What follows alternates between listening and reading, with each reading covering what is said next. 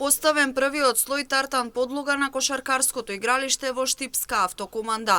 Во наредниот период ќе се работи на поставување нова урбана опрема, уредување на фудбалскиот терен и поставување на нови детски реквизити.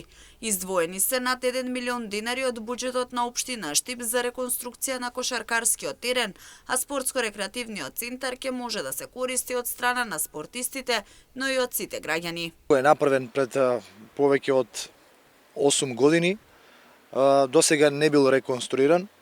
Веќе започнавме со реконструкција на терените, конкретно на кошаркарското игралиште, со поставување на специјализирана тартан подлога.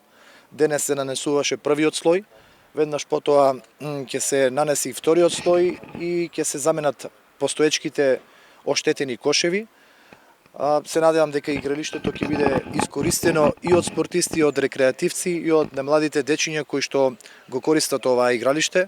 Паралелно на ова се поставени и детски реквизити, ќе се поставуваат и во наредниот период на остатокот од оваа површина нови содржини, соодветна урбана опрема и како исто така е планирано и реконструкција на фудбалското игралиште со вештачка трева која што се наоѓа во рамки на овој спортско-рекреативен центар. Освен спортско-рекреативниот центар во автокоманда, во наредниот период ќе бидат обновени сите детски и спортски игралишта во центарот и приградските населби во Штип. До крајот на оваа година ќе бидат реконструирани, обновени генерално сите спортски терени и детски катчиња на територија на општина Штип, вклучувајќи ги овде и приградските населби, но и населбите во централното градско подрачје, со што ќе овозможиме за сите генерации во нашиот град да имаат во близина на своите домови место за одмор, за рекреација и за дружење.